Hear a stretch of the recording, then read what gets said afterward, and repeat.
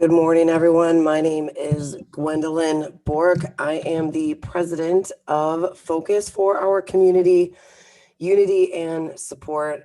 Welcome to our 2020 virtual health and wellness fair called Virtual Vitality Hope for the High Risk. As you can imagine, this is directed towards really our families in our local community who are really struggling throughout this past year on a mental emotional basis. And we today will be looking at the complete picture of holistic health. We're talking about physical health, spiritual health, excuse me, mental, emotional. All of us have been activated by major stressors throughout this past year, and anything that we could do as the Lancaster Depew Addiction Prevention Coalition to alleviate that stress, create a family that is united and healthy in all aspects and in all ways is really what we are geared to do, not only today, but moving on in the future. So just to go over the quick agenda, it is posted on Facebook and we are live on YouTube. So feel free to share the link on YouTube, or I'm sorry, on Facebook. The link goes directly to our YouTube channel. And as far as our agenda today, the schedule is really broken out in two segments. You have, in 1 hour, they duplicate each other. So in the first hour, you're going to have 4 10-minute segments on the 4 components of holistic health. So a 10-minute segment on mental health, physical health, emotional health, and spiritual health. And in between those really meaty segments, we'll have some infomercials that have been created by people that have either actually provide that type of service or have actually donated a gift certificate for that type of service. So if their service relates to any one of those components, that's what we geared up towards. As far as the infomercials, and in the end, we're gonna have some fun stuff that one of the schools put together, the Academy of Finance, and then I'll go over some things that maybe some parents might want to do or with their kids, and kids might want to do with their friends, and vice versa. Some snacks that they could make, or things that they could do together. So this is the agenda, as I mentioned, for the first hour. Second hour is the exact same. Within the first hour, I will sporadically be calling out winners to the gift baskets and the gift certificates. Okay, so I'll call 4 winners out randomly throughout the first hour. And, feel free to shoot me an email, or you can go to our website for our community today.org and say, hey, that was me. Thank you so much. And I'll get back to you. But I have all your contact information when you registered. So thank you for registering in advance. If you did win, feel free to give us a shout out on Facebook. That would be awesome. And let's get started. So again, my name is Gwendolyn. I'm the president of For Our Community, Unity and Support. We're the Lancaster Depew Addiction Prevention Coalition. We really we kick-started, I would say, about 2 years ago. We are funded by the White House Office of Drug Control Policy. And our program director is John Brusso, former county legislator. And we have 2 objectives. Our main objective is to reduce substance use among our youth, primarily ages 13 to 18. So we're looking at 8th grade to 12th grade. And then our other primary objective is to create community collaboration. So without further ado, let's get started on our very first segment, which is all about suicide awareness and prevention. It's our first mental health segment. It's from Missy Stolfi. She's the area director for the Western New York and Central area for the American Foundation for Suicide Prevention. Hi, everybody. Thank you for joining us. Thank you so much, Gwen. I'm glad to be here. So we know that suicide prevention is a huge topic of discussion right now. We have a very escalating and pending problem right now amongst our youth. It's skyrocketing since this whole COVID thing started. So, just tell us a little bit about your organization and the services and resources that you offer, please. Sure, thank you. And appreciate the opportunity as well to speak with the community today. I represent the organization, the American Foundation for Suicide Prevention, and we are a national organization made up of chapters.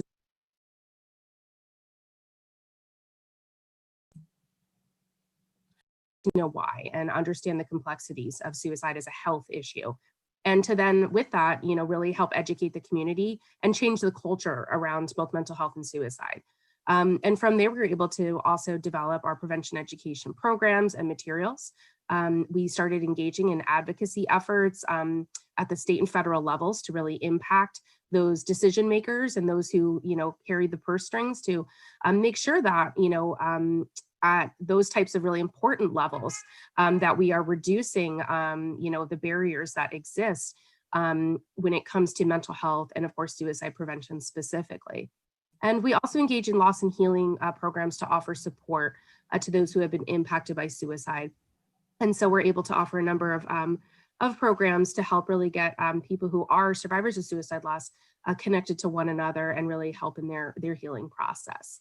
Yeah, just to stop you right there, when we first started talking, and you've been a partner of ours, even since last year at our other health and wellness fair that we had at the DePuy schools. And so having your partnership is valuable to us, and we look forward to an even stronger partnership in the future. But your mission was very simple, and it's to save lives and spread hope. So I love how you can take all that you do and really break it down to 4 words. So just wanted everybody to know that: save lives and spread hope. So go ahead, Missy, keep going. Yeah, no, absolutely. And we're really, I am, a staff person, but we're really driven by grassroots efforts, a very voluntary based organizations in all 50.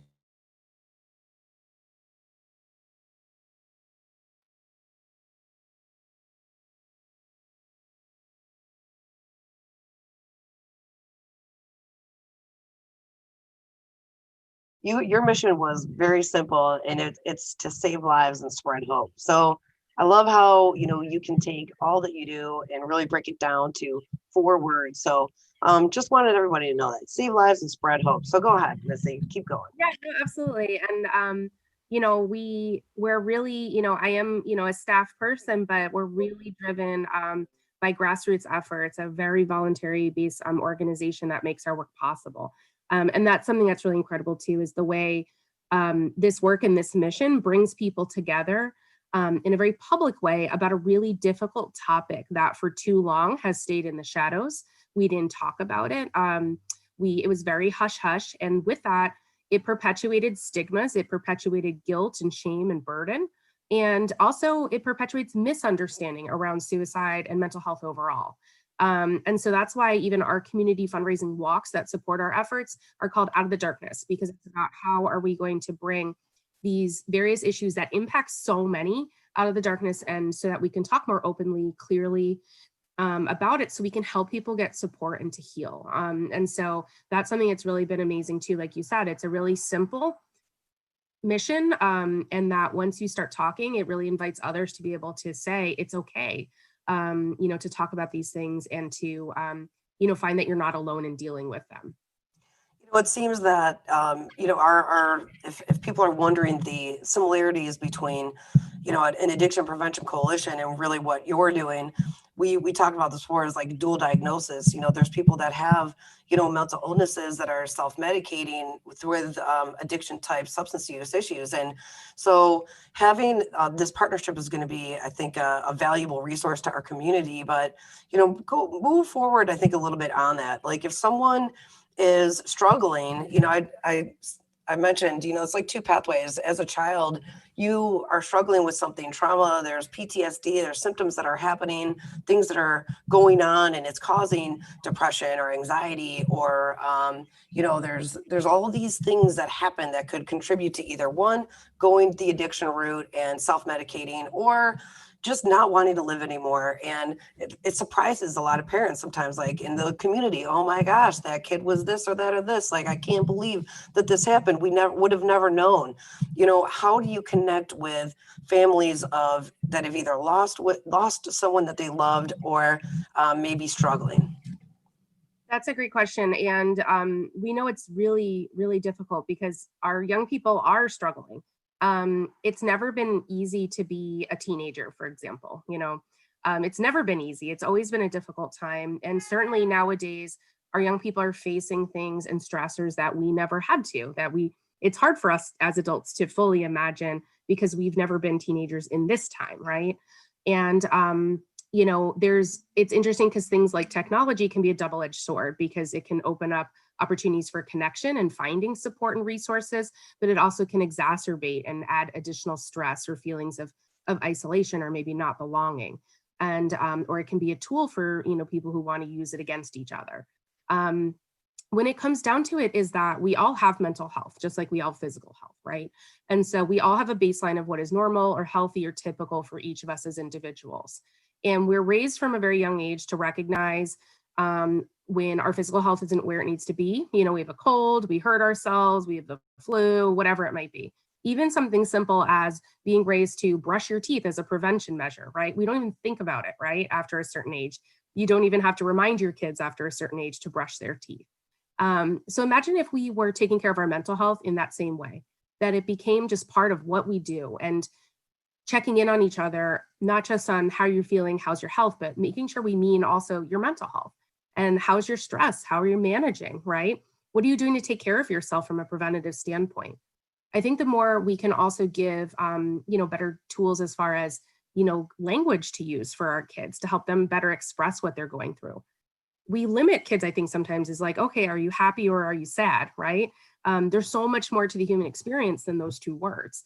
And so the more we're able to help kids to be able to express how they're feeling, and to be validated in how they're feeling, and not be dismissive of it, and tell them, okay, well, just stop crying or suck it up or get over it.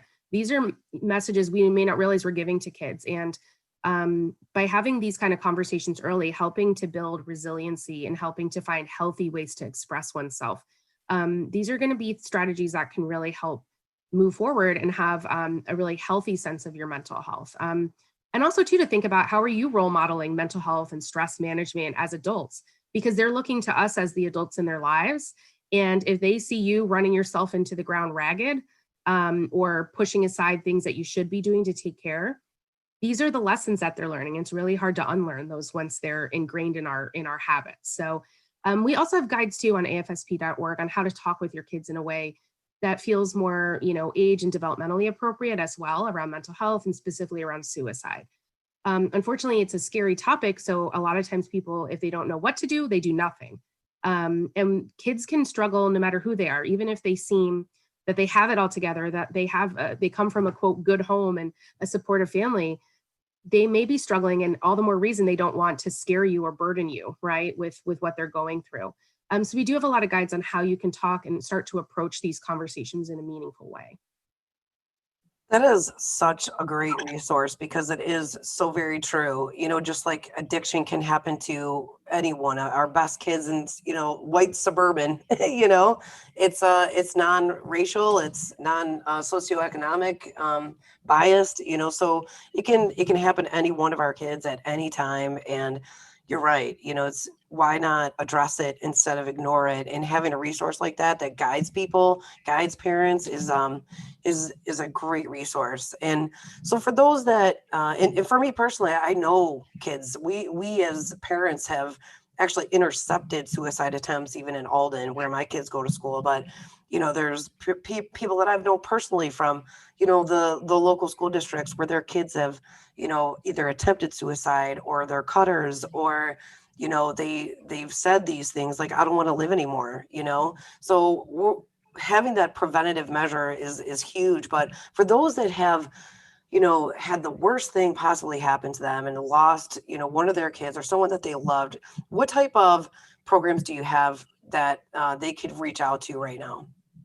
Absolutely. And, certainly part of prevention is what we call postvention, and helping to break the cycle of suicide is how we respond and offer support to those impacted is part of the full prevention process. And in particular, I know working with youth, we have a lot of resources for schools in addition to postvention kind of toolkits and guides for if there is unfortunately a suicide loss in a school community.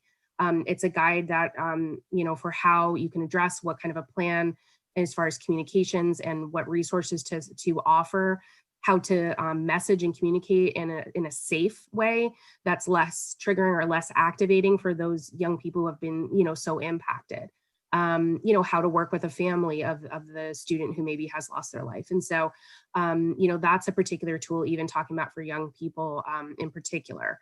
And then we have a number of other programs that we have a peer-to-peer program called Healing Conversations for those who have been impacted by suicide loss. They can be matched up by a trained volunteer who's had a similar relationship, but is further along in their own grief journey and can be a support.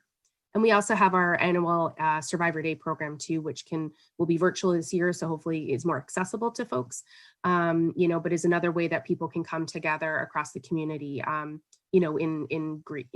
a way to heal together. So there's a number of our programs, and certainly you can visit afsp.org to see more of what we do, and especially what we can provide from prevention as well as for support from the loss and healing perspective.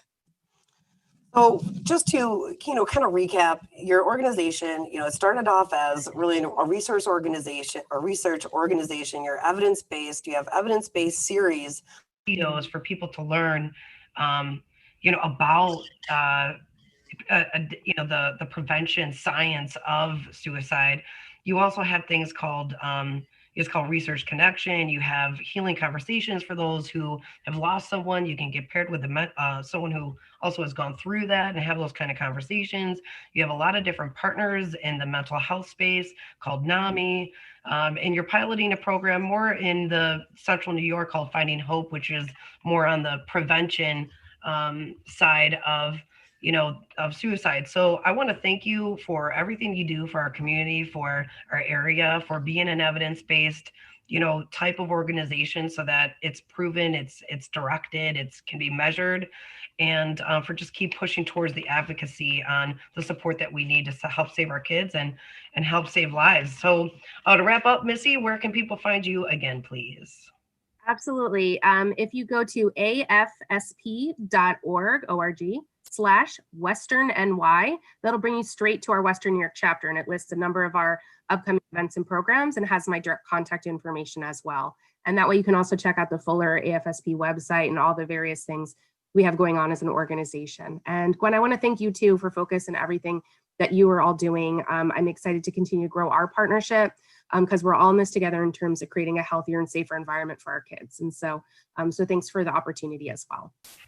Thank you for taking this time. So we care about our kids, we care about our families here in Lancaster, New York, and Depew, New York. And for anyone who wants to get involved, get a hold of Missy. You can, there's lots of different ways that you can get connected. If you need research, if you need help, please contact her. She'll be listed in the resource guide also as part of this, as this event. So thanks everybody for watching. And, if you need anything, please reach out. Thank you. Thank you. Hello, everyone. This is Gwendolyn again, your president of the Lancaster Depew Addiction Prevention Coalition. So, as you can imagine, I am expected to have some technological issues here and there. So what we're going to do is try to minimize those moving forward. So give me a quick second here so that I can do this moving forward. And we are going to share my screen, but we need to get rid of this. And let's get back to this. And next up, we have a body and soul wellness massage basket that will be given away. And we were going to have an infomercial by Erin Gannon, the owner, but she was not able to provide that. So I just want to give a shout out to Erin Gannon. She's actually going to provide, it's about $100 gift basket for massage therapy at her office in Depew. So thank you, Erin, for your donation, and let's move on. Next infomercial is from Alden Counseling and Wellness. My name is Erin Rustin from Alden Counseling and Wellness. I wanted to thank you for allowing us to be part of your day today. We know that the last several months have been very challenging for most families. So we want to keep you informed. We do have individual, couples, and family counseling available. Our therapists specialize with children, adolescents, and adults. We also have a peer advocate on board. And soon we will also be having a psychiatric nurse practitioner on board to help with any of your medication management needs. If you'd like to give us a call, we're at 937-3300. or you can contact us at our website at aldencounseling.com and fill out the contact form. Thank you. Next up, fun stuff. So this is where I get to talk about things I found on the internet. First up, Ghost Silo Haunted Tour. Okay. So if you guys have ever been downtown at Riverworks, awesome place. They have the suspended rope bridges, rock climbing. You can go launch your kayaks there. And this, let's see, so October 26th, 27th, and November 1st, they're doing haunted tours. So they're more kind of a blend between the history and of the Silo city and a ghost hunt, but it goes from 7 to 8:30. And it is an all-inclusive experience that will include a tour of the grounds and inside the historic building. You'll get history and stories from the location, as well as some other familiar ghost hunting equipment to see if we can connect with the other side. So if you have your own ghost hunting equipment, bring it along. It's $40. And all you gotta do is just go right to Riverworks downtown at 359 Ganson Street. So big fan of that area just because it's outside, there's tons of stuff to do. And my other thing is the haunted forest at Becker Farms. Becker Farms really went all out this year. If you go apple picking and you're all about doing fall stuff, what they're doing now is kind of like a drive-through haunted forest. So what you can do is you go right through the forest and you drive through it. It's geared for ages starting as young as 7 years old. And they have like hot cider, donuts, apples, baked goods, seasonal things. So after 5, there's no admission, but you can just, you drive through the forest and there's tons of things that you can do. So tickets are all the way through this weekend, to next weekend. You can actually RSVP and reserve like certain things. Like you can get a private campfire that comes with hot dogs, pizza, s'mores, up to 15 to 20 guests. If you were to do something like that, so it talks about you get a campfire for 2 hours, bale, plank seating, table, serves 15 to 20 people, 20 dogs, 3 12-inch pizzas, 20 personal bags of chips, s'mores, toasting sticks, 2 gallons of cider, and paper products. So you can reserve on their website, or you can also just be a part of their little haunted house thing. So you do have to get your tickets in advance. It's rain or shine. There's no refunds. You're going to be driving through with your vehicle. There's no headlights. Speed limit's 2 miles an hour. You can't stop, can't exit your vehicle. But hey, what a fun way to like be socially distanced, but yet have a fun time with your family. So let's get back to our program. Next up, physical health segment, home virtual fitness. We know that being home and either virtual learning or virtual working can take a pretty big strain on your body. And Spraggins, owner of Do It Right Sport and Fitness, gave us a little segment on what she feels would be best for us. Hi, I'm Ann from Do It Right Sport and Fitness. Today I wanted to share with you some strengthening and more so stretching exercises that you can work on at home while you're doing some homeschooling or working from home. As you know, and have probably experienced over the past few months, you're probably sitting a whole lot more than you have. When you're sitting and probably not in always the best positions, your muscles and joints get a little achy and cranky, so doing a few little movements every once in a while will help to alleviate some of those issues and keep you a little more active and feeling a little better throughout the day.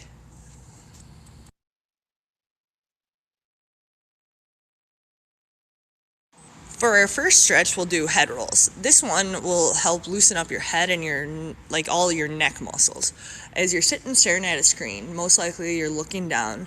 One thing to check out is your head position and with your computer, but rotate your head in a circle nice and slow, go in a slow and controlled fashion, make a nice big circle, loop it around, do 20 to 30 seconds on each side. Once you get through that, we'll move on to another. Give it a try, and then in a good 20 seconds, we'll get started on the next exercise.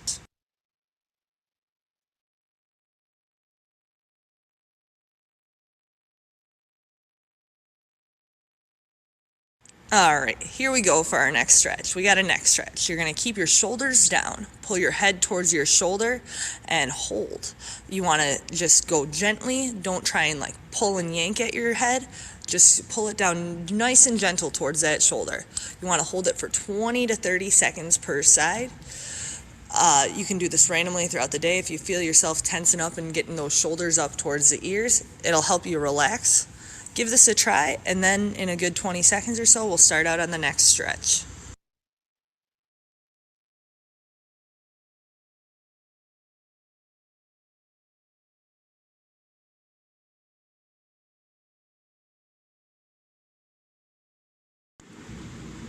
All right, for our next stretch, we got the standing toe touch. Stand up from your chair, hinge back with your hips. So basically, push your butt towards the wall behind you.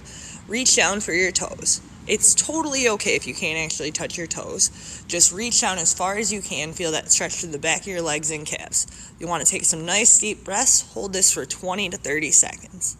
Give this a try right now, and then we'll move to the next stretch.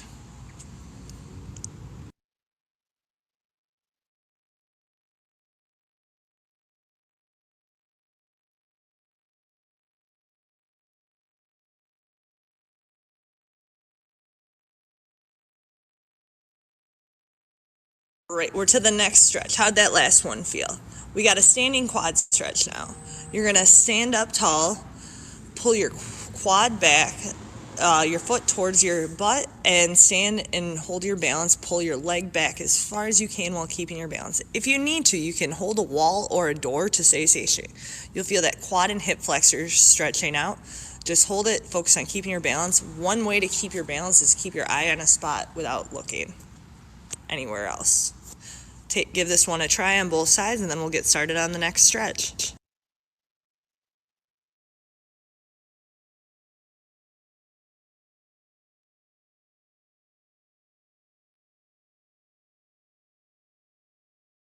All right, now we're to the fun ones. We're sitting down for the rest of these stretches. We're doing a seated single leg hamstring stretch.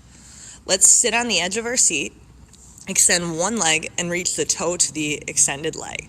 You want to reach and really pull and relax that leg out so you feel the back of the calf and the hamstring. You might feel a stretch in your low back also. Just focus on taking nice deep breaths. Do 20 to 30 seconds per side. Give this a try, and then we'll get to the next stretch.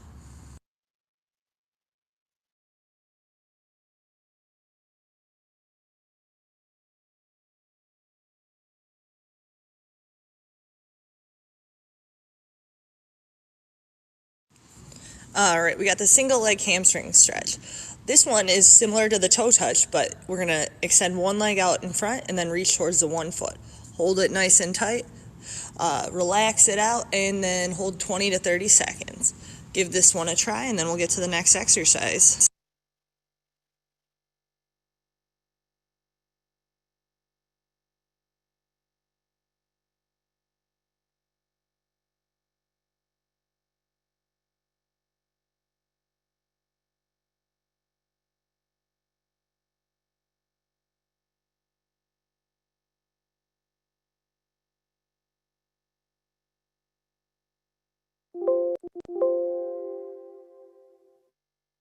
All right, this is one of my favorite. We got the seated hip stretch. You're gonna cross one leg over the other, hinge forward and hold, reach. You get a nice stretch throughout the lower back.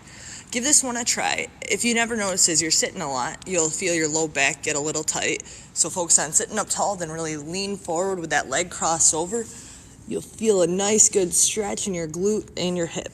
Give this a try, and then we have one or two more stretches to go next.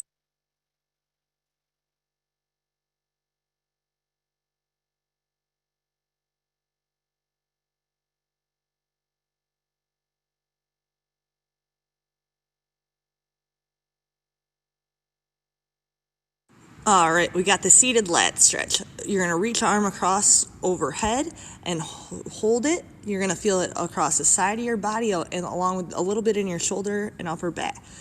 Take your time on this one. Your shoulders and stuff can get stiff, so you really wanna keep everything nice and loose.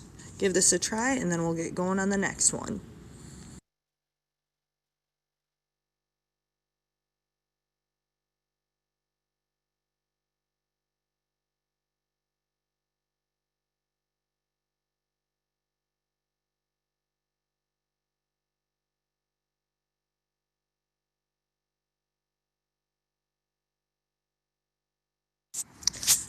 All right, for our final stretch, we're gonna do a torso stretch. You're gonna twist your body to one side and hold. You'll put one hand on the back of the chair and one beside your knee. Hold it 20 to 30 seconds. This will feel pretty good. Give this a try, and then I'll review some keys to stretching at the end.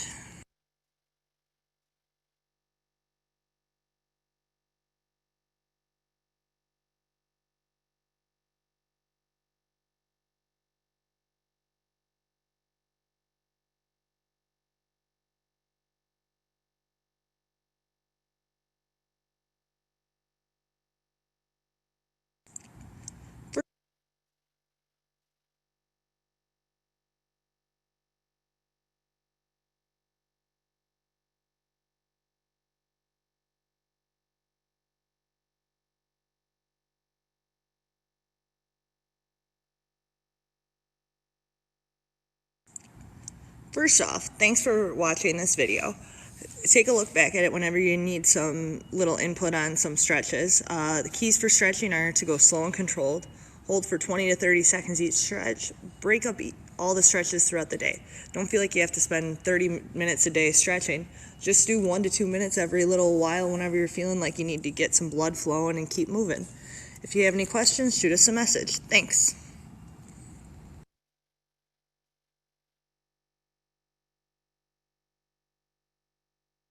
Hi, my name is Nancy Fayed, And I'm Julie Smith. and we are the nurses at Cayuga Heights Elementary School. We would like to share with you on how we are keeping our school healthy and safe. Every morning, parents are asked to confirm that their child does not have a temperature or symptoms consistent with COVID-19 and a complete home health screen. If they answer yes to any of the questions or have a temperature over 100, they are asked to keep. Finally, the Erie County Health Department has established sites for point-of-care testing to identify COVID cases in school settings. At this time, they will offer scheduled appointments for this testing to symptomatic students who attend in-person classes or symptomatic school employees. These appointments can be scheduled by calling 716-858-2929, which is the Erie County COVID-19 information line. Stay safe, everyone.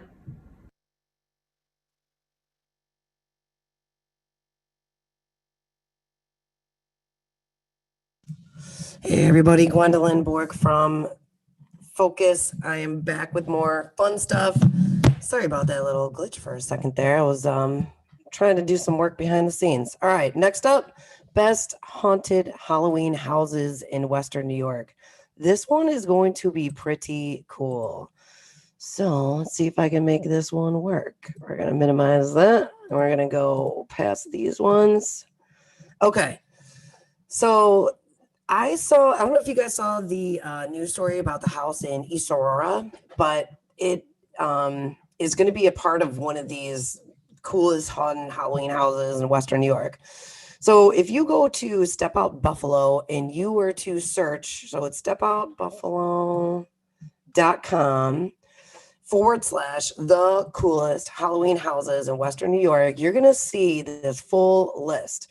And wherever people kind of went all out on their houses is where you can go and kind of take a look-see. So we've got the Pirate Light Show at 59 Presidio Place in Williamsville.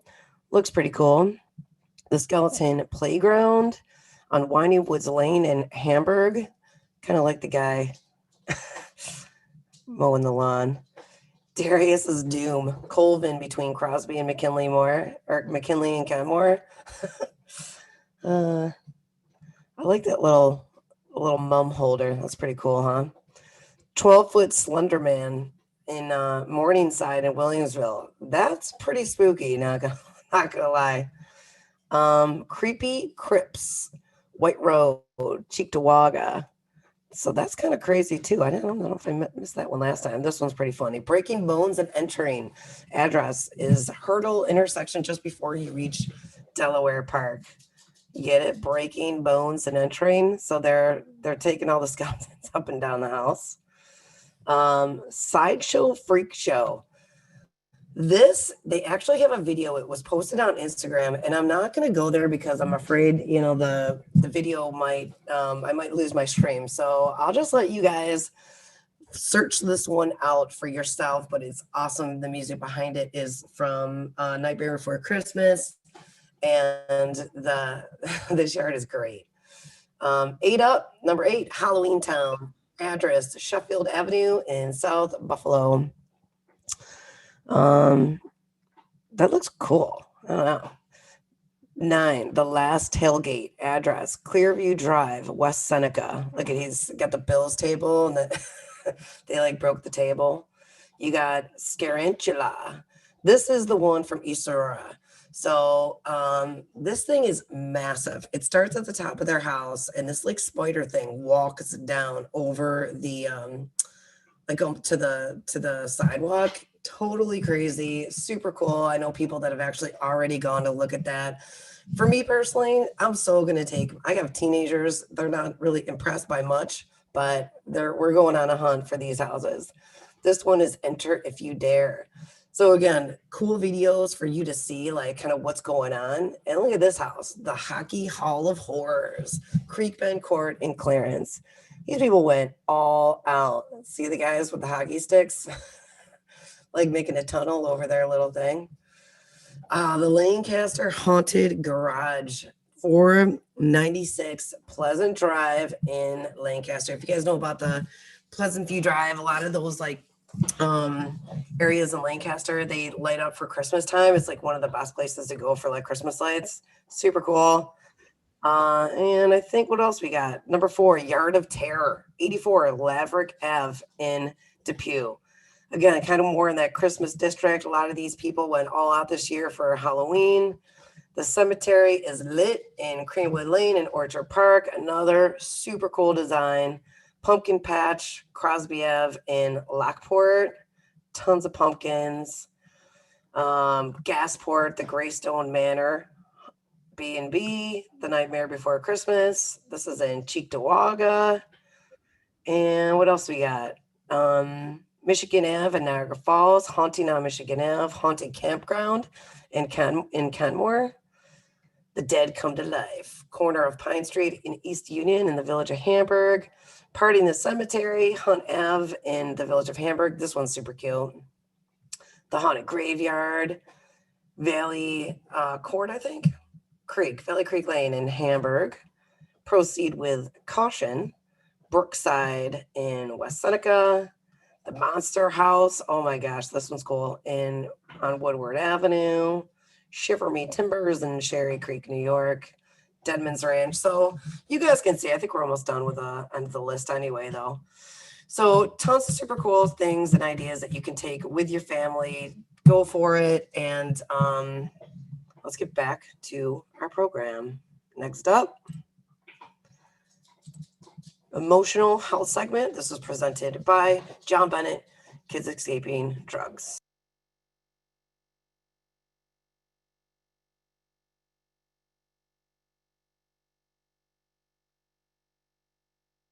I'm John Bennett, Face-to-Face Program Director here at Kids Escaping Drugs. Today we're going to talk about managing stress, anxiety, depression, and other feelings. This is an especially important topic in the times we're experiencing right now with so much uncertainty. We're going to look at how people sometimes process these emotions in negative fashions and what that looks like, but we're also going to look at some positive ways to process these emotions as well, and we're actually going to get some help from that with some of my colleagues on the Renaissance campus.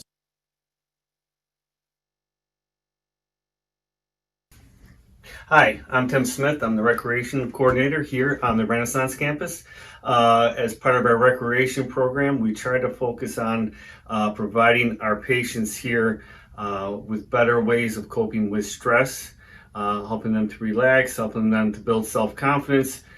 We work on team building. I've seen firsthand the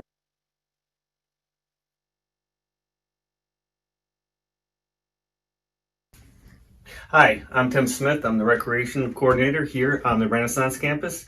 As part of our recreation program, we try to focus on providing our patients here with better ways of coping with stress, helping them to relax, helping them to build self-confidence. We work on team building. I've seen firsthand the role that we can play in helping reduce stress, relieving anxiety, and those pressures in life, especially nowadays when everybody's cooped up, is to learn to be active and to get themselves involved in whatever activity it may be. You may be looking at working on the weight room, going on a treadmill, going for a run. It could be simple things that we do, is even taking on a hike, going to a park, getting outside, playing a catch with a football, shooting baskets, looking at yoga, simple things, even crafts, painting we incorporate into our program will help our patients reduce their stress, their anxiety, and feel better about themselves. So take it from me, from experience, anything that works, any little thing, think outside the box, help yourselves, help your kids, help your patients, and have a better way of life. Thank you.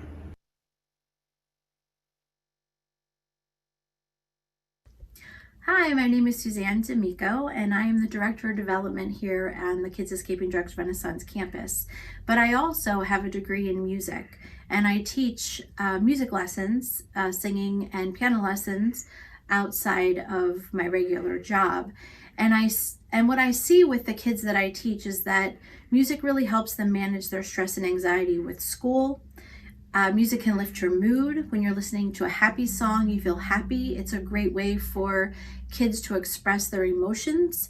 I see with our kids on campus, they all are able to have MP3 players where they can upload their favorite songs. It helps them with meditation and reducing their stress. They're allowed to bring musical instruments with them if that's something that they enjoy. And overall, the benefits of music on our children on the campus, the children that I teach, and pretty much all of us, is beneficial when reducing our stress and anxiety.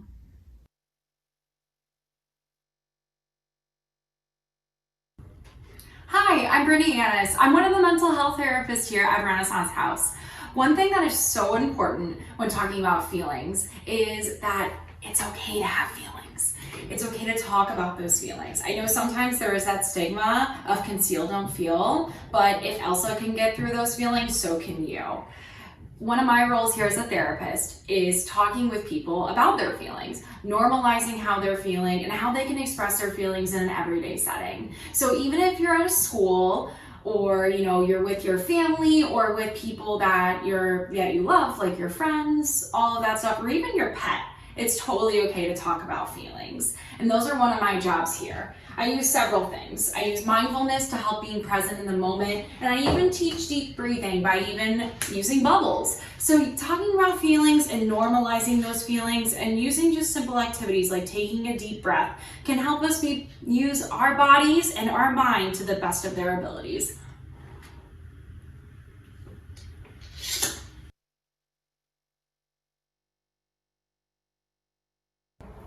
Hi, I'm Kristen. I'm one of the addictions counselors here on Stepping Stones at Renaissance Campus. One of the coping skills that I teach to the kids that are living here is expressive journaling and writing. It is a great way to write down feelings, thoughts, memories. It is things that sometimes you don't want to share with others, but it's a great way to get your expressions out into written form. There is no wrong way to do it. You start slowly, you can begin at any time. It is something that you can do whether you're in this type of a setting or whether you're at home alone. I write on a daily basis. I can see the positive impact that it has on the kids here as a coping skill for them to just go back, reread where they've been and where they're going. There is many prompts that you can find online.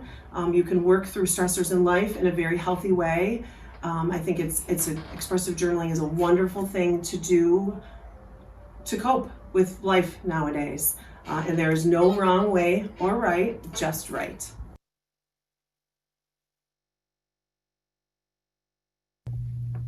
Hi, my name is Anna. I'm the art therapy intern here on the Renaissance campus. I have been able to see firsthand how much art therapy can help our kids here. Art provides a great coping skill. It reduces anxiety, stress. It gives kids an opportunity to express things that they feel like they can't express verbally or that they just don't have the words for. Recently, we've been working on a Day of the Dead project, so we've been making altars, either for people that we've lost or Also for more abstract concepts, like if people feel like they've lost a part of themselves or their innocence, we're just sort of making memorial boxes. So that's what we've been working on. So at home, you can also use art as a coping skill for stress. So painting, drawing, just doodling or sketching. You might have an old book that you can repurpose and make into an altered book, or just doing some prompts, some journaling prompts. It's a great way to relieve stress and anxiety. Oftentimes, it's easy for adolescents especially to gravitate towards a negative way to cope with these emotions. That may be unhealthy eating habits, it could be outbursts of violence, it could be self-harm, or it could be the use of illegal substances such as drugs and alcohol. Now, nobody ever thinks that they're going to turn into a drug addict. However, oftentimes we see the use of drugs and alcohol as a coping mechanism quickly spiral into a full-blown addiction. So knowing the proper way to cope with stress and emotions is a really good way to keep yourself safe, both mentally and physically. Some of the drugs I definitely want to touch base with on today are prescription painkillers. We see so much prescription painkiller use in our area, and a lot of people don't understand that prescription painkillers are chemically the same thing as heroin. They're opiates, they're chemically the same deal. However, heroin is much stronger and cheaper than prescription painkillers. When somebody struggles with a prescription addiction, that tolerance goes up rapidly, and as their tolerance goes up, so does the amount of money they're spending on it. This can quickly spiral into a heroin addiction. Another drug I want to touch on too is Xanax. Xanax is a very popular up-and-coming drug with adolescents right now. It's prescribed for anxiety, but it's referred to as a teleportation drug by many adolescents, meaning they take it, they black out, and they wake up miles and miles away, no idea how they got to that location, oftentimes behind the wheel of a vehicle. We've had many adolescents on our campus who have been assaulted physically, sexually, under influence of Xanax. It's an extremely scary drug. The withdrawals of Xanax can actually kill someone. It puts them at risk of a grand mal seizure and potentially death too. It's only two types of drugs where the withdrawals can kill somebody. The use of substances such as these, or any substance, whether it's marijuana, alcohol, cocaine, anything like that, it's not an appropriate way to deal with stress and anxiety. I hope you enjoyed this segment, and I hope that it also provided you with some necessary tools to deal with stress and anxiety, whether for yourself or a loved one in your life. Kids Escaping Drugs and myself would also like to thank Focus for including us in this powerful event. We are proud to be part of Focus and look forward to partnering with them on future events as well. As always, if Kids Escaping Drugs can be helpful to anybody, give us a call, 716-827-9462. Thank you very much. As always, if you or someone you love is in need of help, do not hesitate to reach out to Kids Escaping Drugs at 716-827-9462 or visit our website at www.ked.org.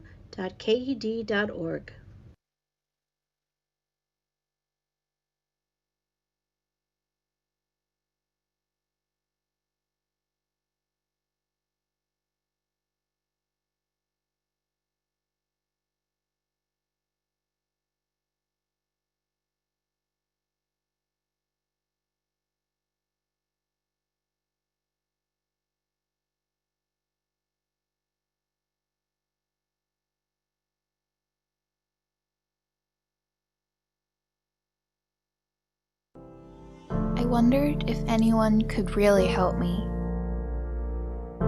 I needed to talk to someone real. After all this time, I finally found someone who really cared.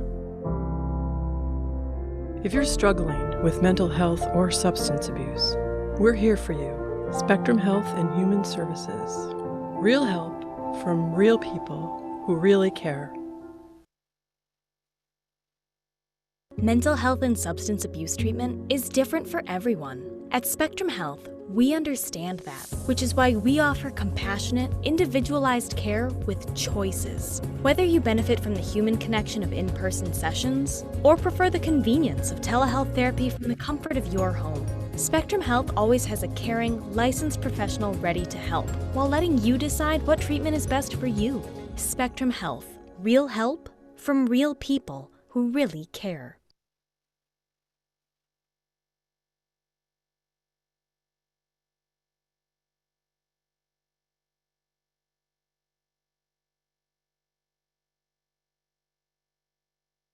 Hi everyone, welcome back to Epic's 40 Days of Heroes. I'm Liz, this is Eve, and today we are going to show you everything that comes inside of Epic's family dinner kit. Really? We are, yes. So if you want to support Epic, these kits are available for you on our website right now. You can keep it, you can pay it forward to a family in need, but this is the kickoff of Epic's 40 Days of Heroes Family Dinner Night Edition. So without further ado, here we go. Here's what's in the dinner kit. Can we see? Mm-hmm. All right, first of all, the kit comes inside this drawstring backpack. Cool. And then what's inside? Will you pull it out one at a time for us? Yeah. Okay. A water bottle. An Epic water bottle about story time.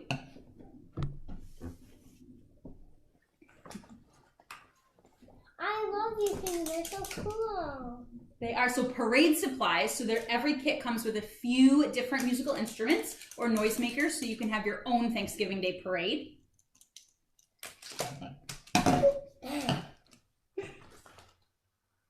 Can you pull out the yellow leaf that's in there too? Okay. Because these things go together. Craft supplies to make a centerpiece. So we have our tissue paper already ripped up for you, and a different leaf outline to make a mosaic. What else is in the kit? What's that? A deck of cards, and then something else that's in there I know, let's see, is a special sheet of paper that has different games you can play with cards for ages 2 to 4, 5 to 7, and 8 and up. So cards and ideas. What else? A kazoo. A kazoo, so more parade supplies. Go fish. Go fish, so every kit also comes with a second deck of cards, either Go Fish, Old Maid, or Hearts. Hearts? Hearts, yep. Is that it? No. No. A sharpener. A pencil sharpener. Crayons. Crayons, and if you have crayons, you gotta have what? Paper. Paper. Is there paper in there?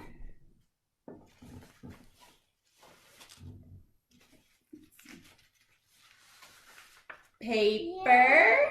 And then this came out too, ways to stay connected to faraway family. So there's ideas on here about sending invitations for virtual dinner parties, games you can play on FaceTime together. So all sorts of ideas of staying connected to faraway family. What else is in there? Well,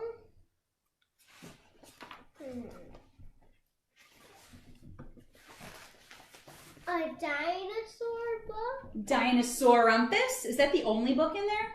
No. No? Little Snowflake's Big Adventure. And then I think in there also we have, let's see, this paper that is all about understanding how kids learn to read. So front and back. So grown-ups, this one's for you. What else do we got?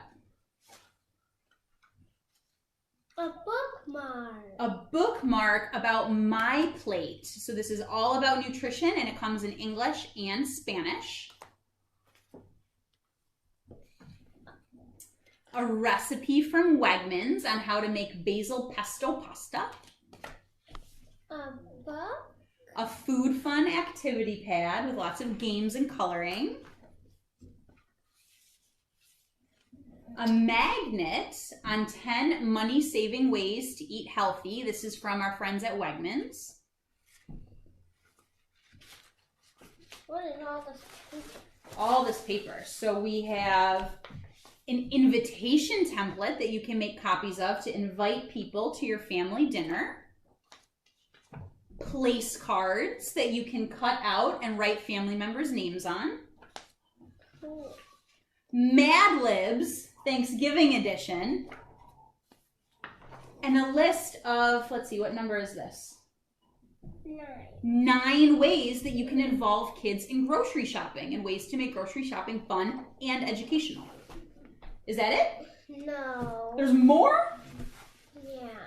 A nice big pack of papers. So this, you can't have a dinner party without good conversation, right? And good things to talk about. So we have conversation cards, and we have them for toddlers,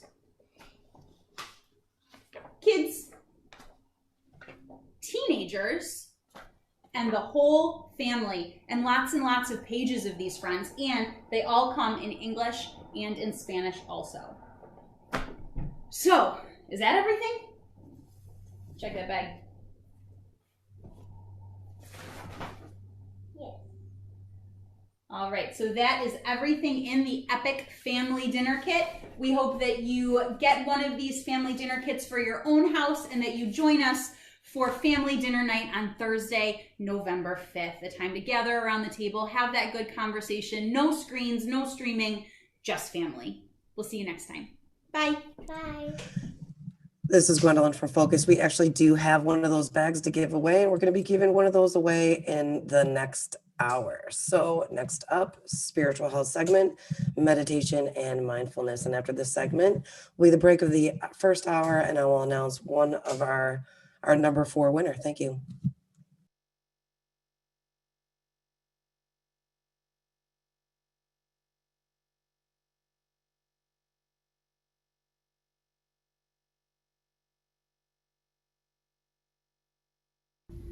Hello everyone, I'm Brittany. I'm one of the mental health therapists here at Renaissance Campus. And I'm Erin. I'm a student intern at the face-to-face program. And today we're going to talk about mindfulness practice. So, what is mindfulness? When people think of mindfulness, they typically think of the like meditation, those kind of vibes, but it's actually a skill that you can use on a day-to-day basis. So at times when we are super emotional, which it's totally okay, emotions are all allowed.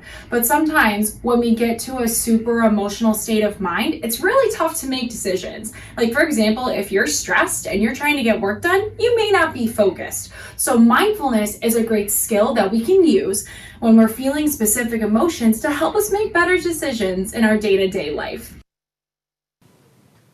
All right, guys, let's get started in talking about mindfulness and meditation. What is mindfulness? As Marshall Lanahan has stated, being in control of your mind rather than your mind being in control of you. We all have the capability of controlling our thoughts, our feelings, and our actions, and mindfulness helps integrate those things in day-to-day practice. It's a practice in which we're observing the current moment without judgment that everyone can do in everyday life. And how we do that is noticing our environment, our thoughts, our feelings, emotions, and experiences without reacting to them. We observe how we're feeling and just see what there is before you, neither adding to it nor trying to change it immediately. We're actively trying not to react to what is going on in or around you. You're trying to be alert to just existing, just being yourself, and then paying attention to all of the senses. Notice what you are experiencing. So as previously discussed, the senses, any thoughts or feelings. Allow the experience to be as is. So we don't label it as good or bad. It's just an experience. We avoid judgment and we make space for all moments. And then we focus. We let go of any distractions and we avoid multitasking. So doing 2 things at the same time, we're trying to avoid that. All right, so you may be wondering, why bother, Brittany? And the reason why we bother is in order to have a healthy mind, we will have a healthy life. It helps gain a sense of control and choice in your life because we have the opportunities when we are given those choices and we can allow us to have those choices. We slow down, we calm the body, and it actually grows your patience. You can reduce emotional suffering and increase mental well-being. And it can improve decision making, improve attention, Gain compassion for your mind and body because you deserve the same kindness as you give onto others, and it also lessens stress. So you may be wondering, how can I practice this in everyday life? If you are new to living in a mindful life, here is a simple practice that you can use to begin your day. After waking, take a few moments to close your eyes and notice how you're feeling. Lengthen the spine and then settle into a comfy breath. After, take 3 long, deep breaths in through the nose and out through the mouth. Ask yourself, what is my intention for the day? How can I take care of myself today? How can I show kindness to myself and others? What qualities can I strengthen in myself today? Then set your intention. And this can be simple as today I am going to have fun, or today I am going to show gratitude. Throughout the day, check in to see how you are fulfilling your intention. Meditation is an aspect of mindfulness that is the practice of taking time to make space in your day and to sit in stillness. Meditation may be as long or as short as you please, and it focuses on the breath, which is one of the most calming components of the body. One misconception is that meditation will empty or completely clear the mind of wandering thought. However, this is not the case. The mind will wander, it is inevitable, and when you notice this beginning to happen, treat yourself with compassion by understanding that it is okay for the mind to wander, and then bring your focus back to the breath. Some benefits of meditation, although similar to mindfulness, are to understand your pain, lower your stress, connect better, improve focus, and reduce brain chatter. Now, please join me in a simple guided meditation. Just 1 minute to pause and make space in your day. This is something that you can do at any part of your day. Begin by taking a seat, or if you must, by standing, and lengthen through your spine, but remain relaxed. Feel where your body connects to the earth. Feel your feet planted onto the ground. Notice if the air in the room is warm or cold. Is there a breeze? If your eyes are open, take a moment to observe your surroundings. Notice any movement that may be occurring in your environment. Soften your gaze and relax the eyelids. It is not necessary to close your eyes. Begin to deepen your breath slightly, breathing in through the nose and out through the mouth. With each exhale, notice it become longer and deeper, releasing more oxygen from your body. After a few breaths, when you feel ready, invite small movement into the body. Recenter your gaze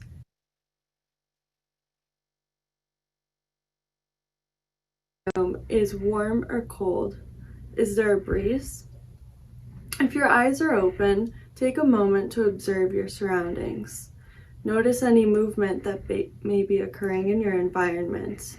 Soften your gaze and relax the eyelids. It is not necessary to close your eyes. Begin to deepen your breath slightly, breathing in through the nose and out through the mouth. With each exhale, notice it become longer and deeper, releasing more oxygen from your body. After a few breaths, when you feel ready, invite small movement into the body, recenter your gaze, and continue on with your day. Grounding is another aspect of mindfulness that happens when you do not feel that you are in the present moment. This may happen because you do not feel that you have control over your situation or your environment, or you may be feeling symptoms of a mental health disorder such as anxiety, or maybe you're feeling just blue. So in order to ground yourself, you need to engage in all of the 5 senses. So one simple example of how to ground yourself is to use the 5-4-3-2-1 method. So begin by observing 5 things in your surroundings that you can see. Next, notice 4 things in your environment that you can feel. 3, notice 3 things that you can hear.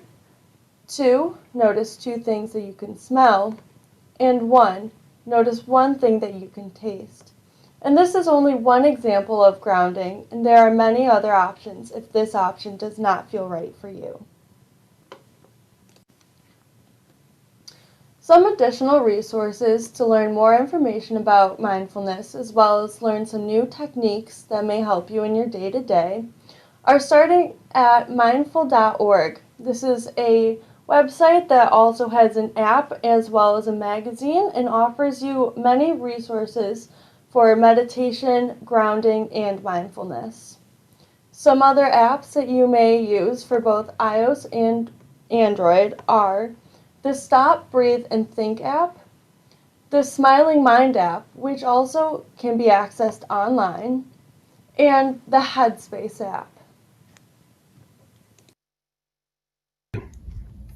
Best said by the author Sharon Salzberg, mindfulness is not difficult. We just have to remember to do it.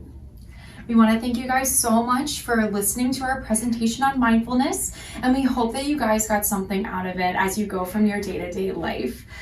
If you guys have any questions or you want to pursue more about mindfulness, please don't hesitate to contact any professionals regarding that practice, or even simply Googling it or even YouTubing. So I hope you guys have a wonderful rest of your day, and remember, practice, practice, practice, and be mindful while doing it. Take care, bye! As always, if you or someone you love is in need of help, do not hesitate to reach out to Kids Escaping Drugs at 716-827-9462 or visit our website at www.ked.org.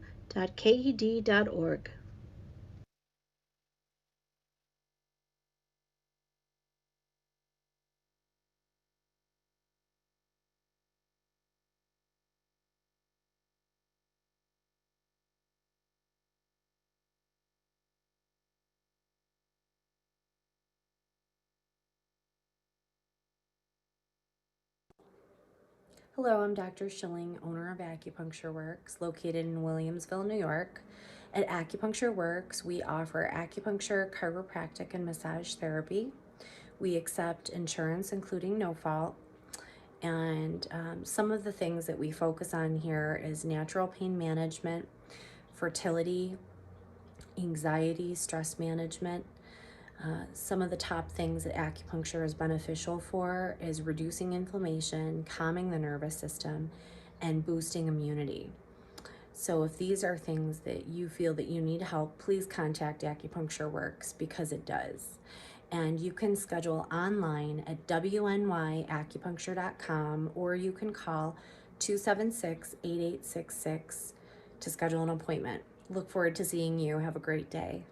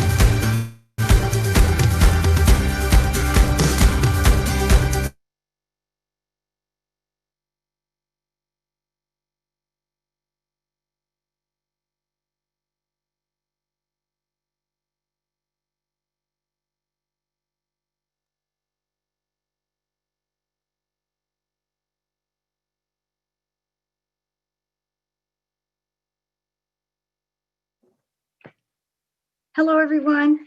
Welcome to this segment of Virtual Vitality Health Fair 2020. I'm going to discuss a topic many people are curious about: medical anxiety. Medical anxiety is really health anxiety, and health can mean different things to different people. For example, An extremely fit athlete might consider themselves to be unhealthy if they suffer an injury that prevents them from training. However, a person with a diagnosed condition such as diabetes or asthma might consider themselves healthy if they are managing their condition well. So from time to time, we all worry about our loved ones, our jobs, our money, definitely our health, and we might notice changes or different sensations in our bodies, and we might wonder whether we might have a serious medical condition, and especially now during this global pandemic.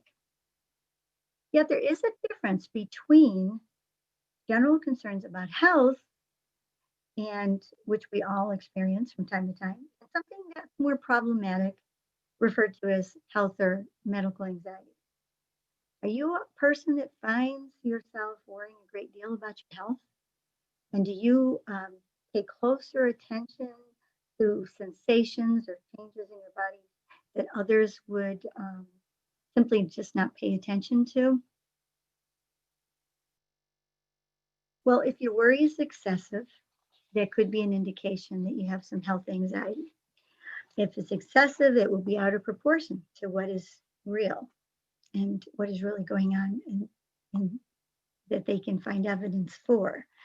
If it's persistent, despite all the negative tests, if it leads to unhelpful behaviors such as excessive checking and reassurance, and if it causes you significant distress, it could impair your ability to go about your day-to-day life. Also, you might notice that it affects your relationships with your family. Time spent worrying about your health or seeking help from professionals might impact your ability to socialize or attend important events. Work or study time might be taken up by medical appointments or internet searching, and could lead you to falling behind on your work or study tasks.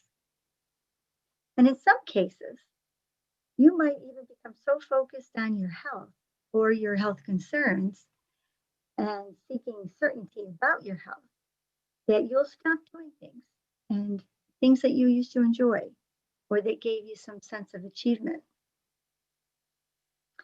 Repeated trips to the doctor without clear results can leave both you and your health provider feeling dissatisfied. You might even feel frustrated and angry towards your health provider or towards the health system entirely. Multiple trips and repeated trips to the medical appointments, when procedures, time spent away from work, and even travel costs to those appointments could soon add up. So when life events happen that are beyond our control, like the COVID-19 pandemic, anxiety is likely to rise. And what is the anxiety? Well, anxiety is a sense of loss of control. It's a feeling of lacking support and structure. And it's triggered by unresolved and avoided emotions from past traumas or current events such as COVID. What anxiety is not who you are. It's not something that's permanent. And it's not something that's wrong with you. Anxiety is something that's wrong with the way you're thinking and feeling about it. And it's located physically in the human body. For some people, anxiety can feel like a racing heart, pressure, tightness, weight in your chest, shallow or shortness of breath, and muscle tension in various places of your body. And what happens when it's too high? Well, it can manifest in physical symptoms. You could have stomach aches or brain fog, or you could have difficulty with concentration. And it can trigger panic attacks or depression or PTSD.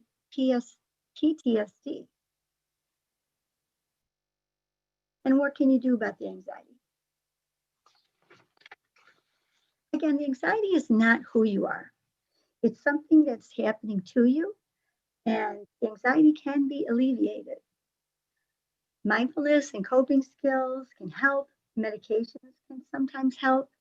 However, coping and medications do not get to the source of the problem and eventually do lose their effectiveness. So, specifically, avoidance of strong emotions has been found to trigger unconscious anxiety, which can be experienced in the form of physical symptoms. So, what do? The best way to reduce and alleviate your anxiety and their physical symptoms is to work with a licensed mental health professional. They can help you understand the source of your anxiety. And other interventions that have helped people are like gratitude journals, forgiveness coaching, letting go of anger, mindfulness exercises, and some degree of physical activity, exercise, trauma therapy such as EMDR, and relaxing bedtime routines. When your high anxiety levels are alleviated, all of your severe and moderate symptoms will likely disappear or at least be greatly reduced. And professional counselors can help you to manage chronic health conditions and cope with stress. But it's the client counselor relationship, the therapeutic bond, that's the most important element. The simple act of listening, taking you and your concerns seriously, and becoming your ally can jumpstart your healing process. Counselors can sit down and build a rapport with you and treat you with respect and dignity, and it will lead to helping you heal. Okay, so let's take a deep breath and let it out slowly. Once more, take a deep breath, hold it in, and let it out slowly. That's one of my favorite interventions for anxiety. If you can learn to do that on a regular basis, you'll always have a tool in your pocket to help you reduce your anxiety wherever you are, no matter who you're with and where you go. Thank you for listening today and joining me. Be well.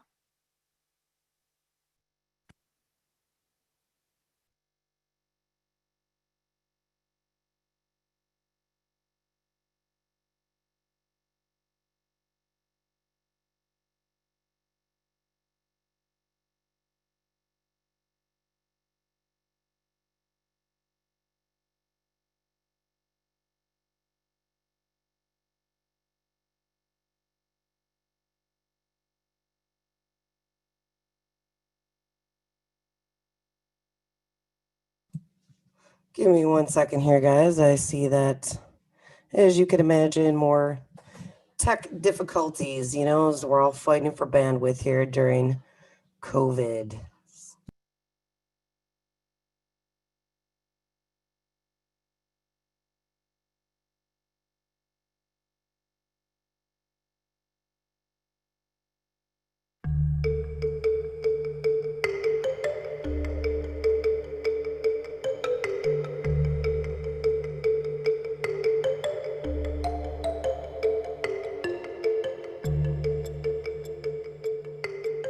This time of uncertainty and isolation is taking a toll on our children, and some may be struggling more than others.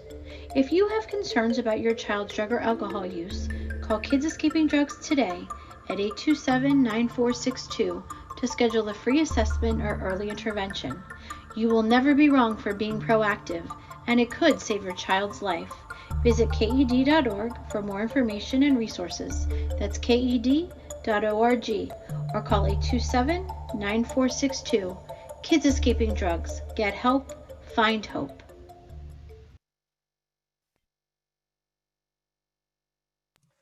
All right, everybody. This is Gwendolyn again, president of Focus for our community, unity, and support. Next up, Halloween at the drive-in. Let me share my screen with you guys. I found this one actually very cute. So if you got younger kids, it's Halloween on Transit with Disney's Coco Cocoa. So it's at the Transit Drive-In. So it's down Transit Road towards Lockport. This benefits the Kaleida Health Foundation, and it's $10. So if you're looking for something to do with your family, it's the Kaleida Health Foundation invites families throughout Western New York to join them for Halloween on Transit. It's a family-friendly event that'll be held outside with social distancing measures in place. Have a variety of activities, including food trucks, a costume contest, laser light show, and drive-in movie. So bring the family. It's October 29th. That's next Thursday for a fun, safe way to celebrate Halloween this year. Food trucks will be on site beginning at 5:30, and the costume contest is at 6:30, followed by a laser light show and their feature presentation of Disney's Coco on the big screen. So $10 admission, and it's pre-sale only based on your whole vehicle. So again, super creative way for things to do with your family this fall. And next up, maybe for the older teenagers and the older kids in the crowd, this is a 3-hour self-guided ghost hunt at Rolling Hills Asylum. So they're doing it all the way through until October. So October 31st, 2020. This is in Bethany. If you've never heard of it, it's a pretty good popular place for people to go just to look, something unique and creative and have fun. It's on Bethany Center Road in East Bethany. So you can kind of see some of the pictures. It's a 3-hour self-guided ghost hunt. It's rated #1 most haunted asylum in the country. Has been featured on all the paranormal shows such as Ghost Adventures, Ghost Hunters, Ghost Asylum, Haunted USA, Legendary Locations, and more. So it's offering this 3-hour psych tour for the month of October. Their self-guided ghost hunts allows you to roam the halls, really just alone explore 60,000 square feet of the building and tunnels. There's 68 time slots to choose from. Prices ranging from $48 to $89 a person, with Monday through Thursday nights offering the best rates. Friday through Sunday, guest psychic mediums will be available for readings at additional charge. You may encounter our 7.5-foot shadow man or the screaming lady if you dare to roam the halls alone. Grab your tickets now because we sell it every year. So go to rollinghillsasylum.com and click on come to any event. Here's the dates listed as you can see. Where is it? So boop, Monday through Thursdays, Fridays, that's what that looks like. Saturdays, that's what that looks like. So just another cool idea for you guys to do maybe with your older teenagers, as they're kind of stuck with opportunities. Let's get back to our program. Next up, physical health segment, nutrition for the mind, body, and soul, Andrea Niedrower. Hi, my name is Andrea Niedrower, and I am a certified integrative nutritional counselor with a master's in cancer prevention and pathology from the University of Buffalo, Roswell Park Division. I'm also the owner of Living Roots Health and Wellness, where I do nutritional counseling, wellness seminars, and programming. Working as a nutritionist, I discovered that many people lack the time, the desire, or the knowledge to prepare healthy meals at home. So last year, my husband and I started Terra House, where we run a meal pickup service and catering using locally sourced and organic products whenever possible. For more information on any of this, visit our website at livingrootshealth.com. From here, you can join our mailing list, get emails on weekly meals that we're offering, on any programming and seminary we're offering, although right now that's suspended due to COVID, and also health and wellness information. I do have a PowerPoint prepared, and I'll try to get that over to Gwen, but feel free to email me at andrea@terrahouseakron.com or call me at 716-418-6836, and I would be happy to send it over to you. I also welcome any questions. I was asked to present on nutrition for you, but when I'm working with clients or running programs on this topic, I feel it's really important to discuss 4 major components of overall health. So the 4 that I focus on are sleep, emotional well-being, physical activity, and nutrition. So when we're trying to reach wellness goals or make changes, we have to take all 4 of these into consideration. For example, if I want to lose weight, and to do this, I've decided to make small gradual changes in my diet and exercise more. If I'm not sleeping well because I'm so stressed out with work or whatever else, my physical activity level will be decreased and my diet will suffer because I'll be craving foods, primarily sugar, to give me that energy boost. So I really need to address my stress and my sleeping patterns as well. So the first thing I wanted to discuss is sleep. Over 40% of adults in the US are not getting the required amount of sleep. Adults 18 and over need 7 to 9 hours of sleep each night. Children, elderly, and individuals with other medical conditions need more than this. The average American gets only between 5 and 6 hours per night, and less than 50% of children are getting the sleep they need. So our bodies cycle through different phases during sleep, and each stage is an essential part of cognitive function, memory retention, hormone regulation, mood stabilization, immune function, protein synthesization, nutrient absorption, and organ and tissue repair and maintenance. So 5 hours of sleep means we're not allowing our body to go through all of these cycles. So Americans do not get enough sleep, primarily because we're consuming too many calories, too much artificial light and sound, and we're under high levels of stress. And we also use too many electronics. We compensate our fatigue with stimulants such as energy drinks and coffee and drugs, and this leads to more problems. So sleep, your body really needs it, and it plays a really active role in your health. The next is emotional well-being. Our mental health is a huge contributor to our health. Individuals who are happier have lower disease rates, they sleep better, they make better food choices, they're more physically active, and they live longer. Ways to improve your emotional well-being is through mindfulness, meditation, or some sort of spiritual practice, healthy relationships, partaking in hobbies that you enjoy, being creative, gratitude journaling, and finding balance within your life and connecting with nature. So going for walks or hikes or just being outdoors. The next contributor to health is physical activity. The American Health Association recommends getting 30 or more minutes of physical activity a day, 5 days a week. This should include a mix of cardiovascular, which improves our heart and lung function as well as our circulation, strength training, which increases muscle mass and bone density and also increases energy levels, flexibility, which improves our range of motion and reduces the risk of injury, and balance, which improves our body's ability to maintain equilibrium. Yoga incorporates all 4 of these and is the only known form of physical activity to benefit all of our organ systems. It's also incredible for your mental health because it's actually considered a moving meditation. So I strongly encourage yoga for everybody. Exercise safely, stretch before and after to avoid injury. Don't push through injury. Focus on what you're doing to avoid injury and to maximize the benefits of your exercise. Fuel properly before and after, and don't perform extremely strenuous exercise or activity on consecutive days. Give your body a chance to repair and rest up. So finally, nutrition. Nutrition, I personally feel it has the greatest effect on our overall health. What we fuel our body with will significantly affect how we feel mentally and physically. Keep in mind, we are what we eat. 85% of calories consumed in America are from processed foods.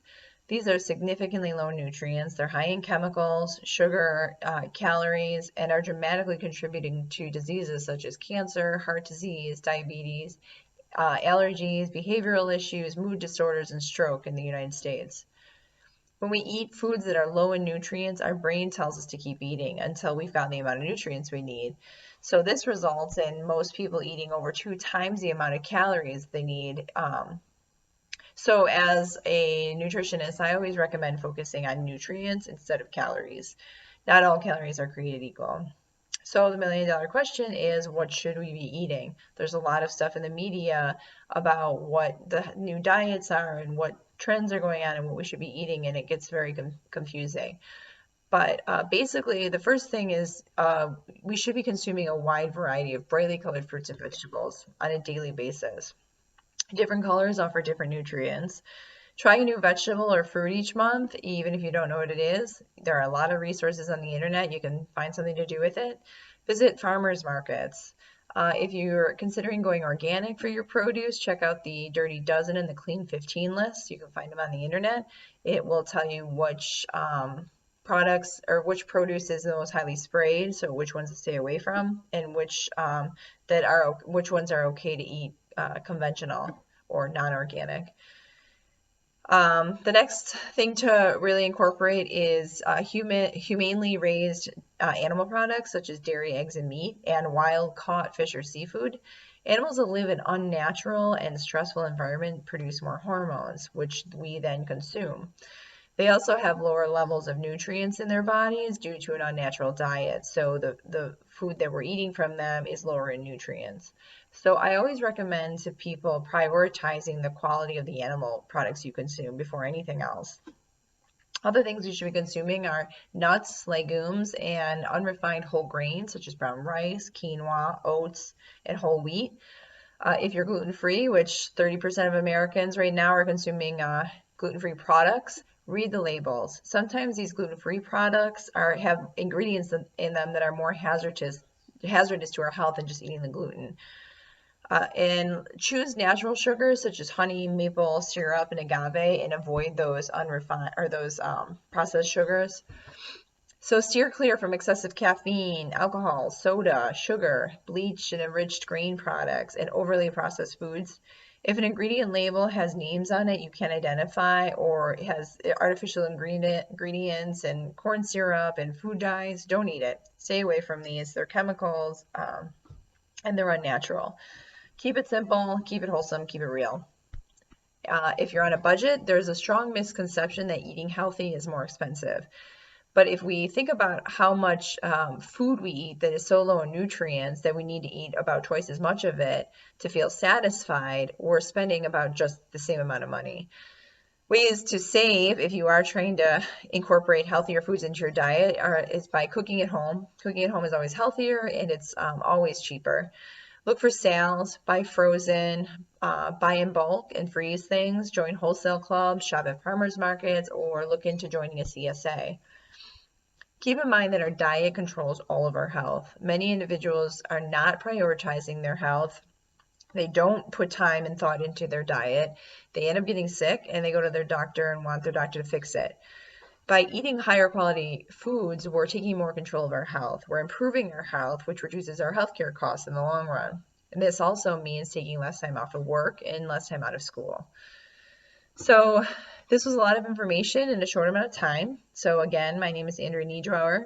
Please feel free to contact me at any time with questions at andrea@terrahouseakron.com or by phone 716-418-6836. And I'm also happy to send along this PowerPoint to you. To join our mailing list, check out our website at livingrootshealth.com. And if you don't feel like cooking and want a healthy alternative, take a ride out to Akron and grab a meal from us. Stay well, everyone. Thank you so much for your time. Peace.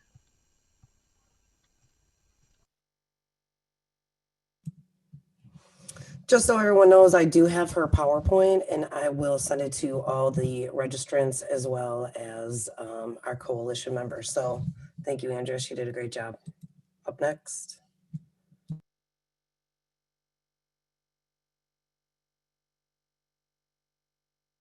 Good morning. I'm the nurse at Lancaster High School. My name is Liz Cipaglia.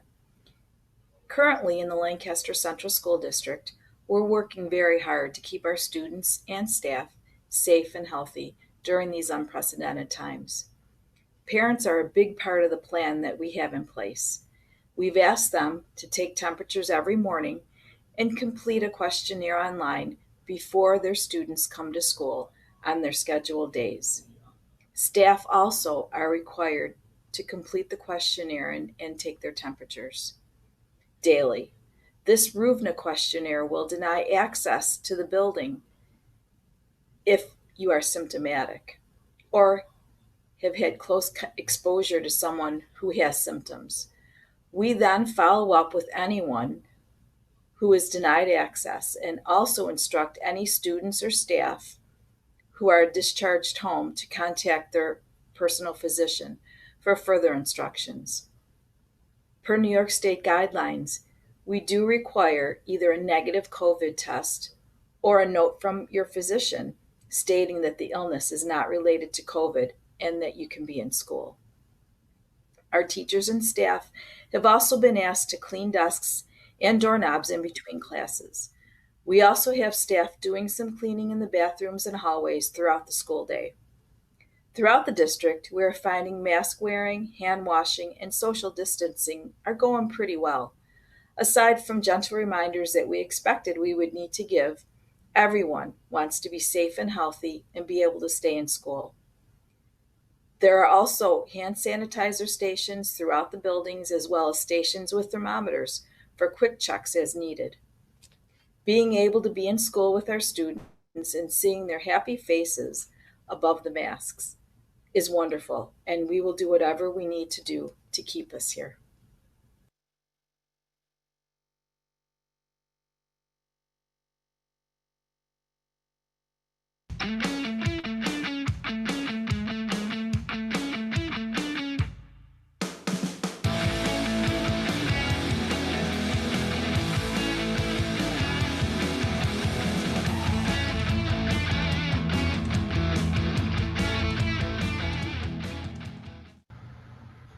Hi, my name is Amber, and I am a student at TPU High School in the Academy of Finance program. Hi, my name is Teresa. I'm also a student at TPU High School, also in the Academy of Finance program, and today we're going to be showing you some fun fall activities. Our favorite activity is eating. Not just anything, but s'mores. So, we have these bags full of ingredients. We can make different kinds of s'mores.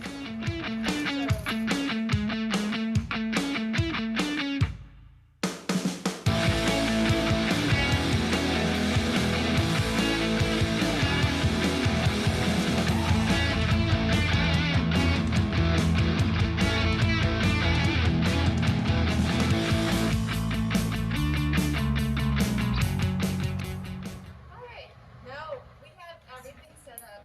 We have our little fire thing. You can't really see the flame, but it's lit. Everything's open. We're all ready, so we are gonna call random people from the audience. Right?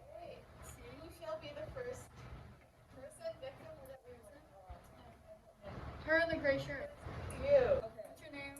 I'm Maya Jackson, and I'm a student at TPU High School in the Academy of Finance program. What kind of s'more are you making? What ingredients are you? Okay. So if you made a s'more before, you know that typically it goes, graham cracker, chocolate, marshmallow, graham cracker. But today is special. Today we're gonna make a double chocolate caramel s'more. Ooh. Now, I say double chocolate because instead of graham crackers, we're using fudge chips. And, chocolate on chocolate, double chocolate. Okay. So we're going to use these as our graham crackers. And we're going to take a marshmallow and, start, we're just going to start heating it up. Okay. Make sure it's on all the way. So, make sure the heat's safe. Yes, we're being safe. Being safe. Okay. Now that our marshmallow is pretty burned, now we're going to assemble. So, 1 fudge stripe, chocolate, marshmallow, and okay. Now, like I said, double chocolate caramel s'more. So before we do that, we're gonna take some caramel. Why did you choose to make it this way? Because I've had regular s'mores a lot of times, and it just gets boring. Sometimes you just want to spice it up a little bit. So that's what we're gonna do. We're just gonna put some caramel in it.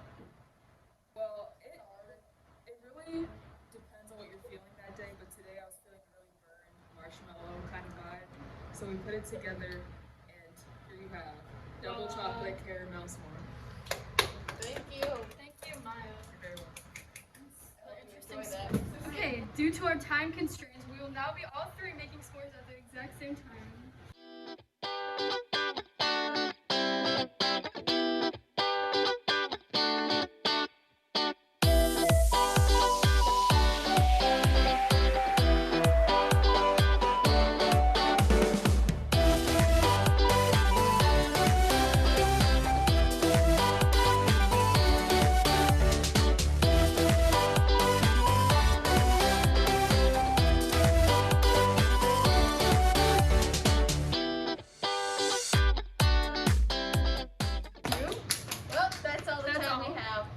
enjoyed our show, learned some new things about s'mores. Try new things. Try new Experiment. Yes. Okay. Bye. Bye.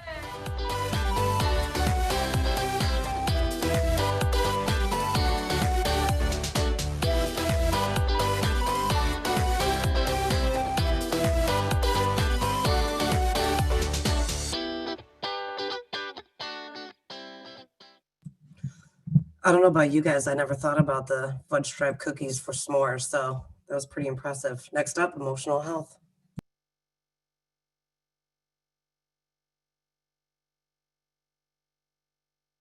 Hi, my name is Letty Bragg, and I'm a program counselor at Kids Escaping Drugs in the Face-to-Face program. And today I'm going to be discussing with you about how to effectively talk to your children. We all have our moments when we struggle to communicate with our kids. We get busy with work, school, homework, household work. But it's so important to communicate with your children so that they know that you care and that you'll be openly talking with them. Adults need to show that they are sincere about their feelings. As Sue Atkins states, there is no such thing as a perfect parent. Just be a real one. Adults that communicate effectively with children will have a better chance to follow directions well. When you're talking to your kids, you need to be straight with them and forward with them, but gentle at the same time. Talking with them straight will give them exactly what they need to know and what to do. Listening is the ability to accurately receive and interpret messages in the communication process. It is a trick to listening. Sometimes you have to obtain that skill. A lot of people don't have that. You have to practice that. The first thing you want to do is get close to your child when they're speaking so you can hear them fully. You want to give your child their full attention. So you want to make sure that you're having eye contact and that you're nodding and recognizing that they are talking. Allowing your child to talk and not interrupt. A lot of time parents, and I have done this myself, have had the ideas and thoughts of what I wanted to say to my child concerning a certain thing that we were talking about. But that makes the child frustrated. You need to listen to the full conversation that they're saying. Avoid questions that break your child's train of thought. And that's another thing. When you are breaking their conversation, you're breaking up what they're saying, they'll lose their train of thought, and sometimes trying to get back on track will frustrate them, and in turn, it can also frustrate you. Focusing on what your child is saying rather than thinking about what you'll say next. Looking at your child so she knows or he knows they're being heard and understood. Showing your child that you're interested by nodding your head and repeating what they're saying. So if you're actually talking to your child and you're actively listening, you can repeat back what they said, which makes them feel confident that they're being heard and not just listened to instead. Tips for small children. Here are some tips for improving the way we talk to our kids. Number 1, use your child's name. Number 2, use positive language. Positive language, even in a negative situation, will help the child to feel comfortable with coming to the parent with anything. Always use positive language. Connect with your child using eye contact. Use volume appropriately. Even if you're upset with your child, do not shout or raise your voice. This especially will make a young child feel very uncomfortable and might even cry. So you have to be mindful of the child that you're talking to and the age that you're talking to. Suggest options and alternatives. If your child has done something, like maybe for instance broke a glass, so you suggest to the child, next time ask your mom to get the glass for you so you won't break the glass. Suggestions and alternatives. Keep it simple. Keep the conversation with a young child simple. You don't want to talk to the child or give them too much information. It will frustrate your child, and then they won't even retain the information that you're trying to tell them. Make it short and sweet. Keep away from nagging. Don't nag your child and say over and over after you talk to them the same thing. It will also make the child not want to listen to the parent after that. Model and expect good manners. So, of course, you heard the verbiage, do as I say and not as I do. We don't want that for our children. Positive interaction skills for young children. When you're dealing with a young child, you must meet them at their level. Number one, squat down to the same level as the child instead of towering over them. If you tower over them, it may make them feel intimidated by the conversation that they're having with an adult. Maintain eye contact with young children. That lets them feel as if they're being heard. Even smile when you're talking to a young child. Avoid talking to them when your back is turned or when you are walking away from them. A lot of times, when children are little, and even with adults, no one wants to talk to someone with their back turned to them. We feel as if that they are ignoring us and we are not being heard. Use a gentle tone of voice, especially if tempers are starting to fray. So say, for instance, you're getting upset with your child. Maybe they're not listening to you, or maybe they're just not doing what you said for them to do, like possibly sit down in the chair, and they're giving you a hard time. Use a gentle tone with them. That may have the child feel more comfortable with actually listening to their parent. Teen conversation suggestions. Talking to teens already is difficult because they're coming and going and with their friends or on the phone or on their cell phone or TikToking. So, it's kind of hard even talking to them already. But there's some tips here that we can give you today that can help you to speak with your teen. First of all, you need to listen. If you are curious about what's going on in your teen's life, asking direct questions might not be as effective as simply sitting back and listening. Teens are more likely to open up with their parents when they don't feel pressured to share information. Remember, even an offhand comment after something that happened during the day with the child and reaching out is pretty good. You are likely to hear more if you stay open and interested. 2. Validate their feelings. Sometimes we have the tendency as parents to want to downplay their disappointments. We might say something like, oh, that wasn't right that they did that anyway, about a romantic situation maybe they were in, they had a breakup with the boyfriend.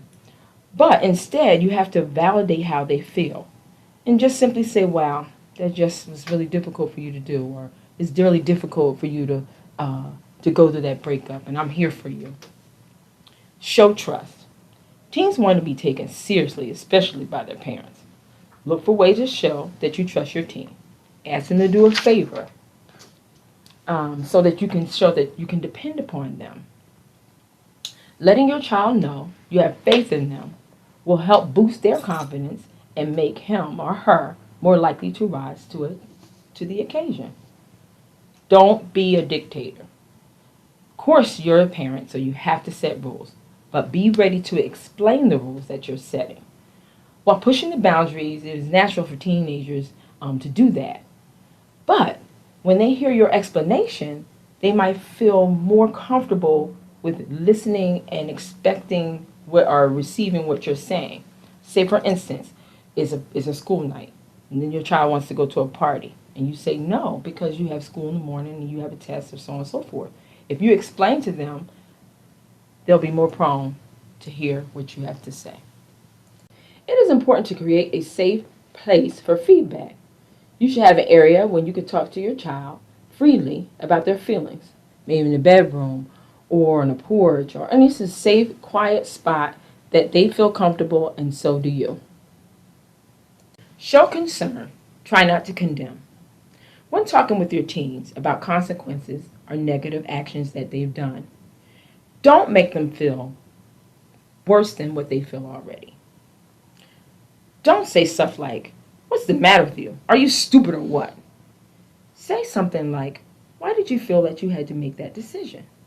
Try to understand why your child made a certain choice or decision, and try to come to a conclusion of how to fix it. Find a good time to talk with your child. Plan ahead of what you're going to say to your child. Think about what you're going to say to your child and how you're going to say it.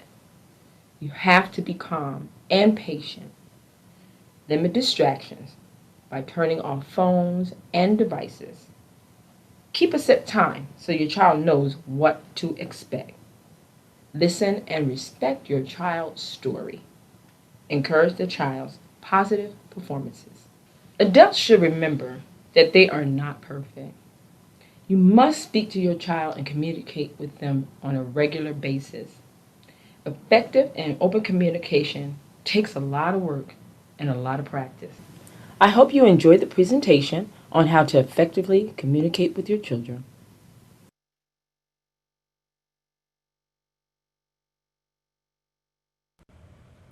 Hey everybody, this is Mike. Hey everybody, this is Mike Rigglesworth, lead pastor at Centerpoint Community Church. I would really quick like to tell you who we are and what we're about. Our mission at Centerpoint is to give every man, woman, and child repeated opportunities to see, hear, and experience the gospel and become fully devoted followers of Jesus Christ. So that means no matter where you are in your spiritual journey, we want you to feel at home here at Centerpoint Church. Now, if you don't know where we are, we're located at 56 Burlington Avenue in Depew, and the easiest and best way to connect with us is on Sunday mornings at 10 a.m. There, we dig deep into the scriptures and we find out how they apply to our daily life. And on Sunday mornings, you also find plenty of opportunities to connect with other people who are on the spiritual journey with you as well. Now, if you're looking to take a deeper dive into God's Word and connect with Him and with others, we also offer periodic opportunities for you to grow spiritually through something called community nights. And those happen on Wednesday evenings at 6:30, and they happen in 8-week blocks. And typically, that time is just about an hour and a half or so, but it's a time to really dive deep into the things of God and to build relationships with other people. Now, if you'd like to find out more about us, you can go ahead and head to our website, centerpointcommunitychurch.com. There you can listen or watch previous messages, and you can find out more about our ministries. If you'd like to get an idea of what our church looks like on Sunday mornings, before you set foot in the doors, you can also watch our services live on our Facebook page. Just type in Centerpoint Community Church in the search bar and look for the logo that you see behind me. Thanks so much, everyone. We look forward to seeing you on Sunday morning. Quick shout out to Centerpoint. We actually do have an office that we lease from them, and they're very gracious to allow their facilities to us for our COVID-19 event, live streaming event, as well as our meetings in order to social distance. Just a quick heads up, the program will be 10 minutes late. Apologize about that, but we have one last component left on a spiritual health segment, so please stay with us and let's complete the program. Thank you.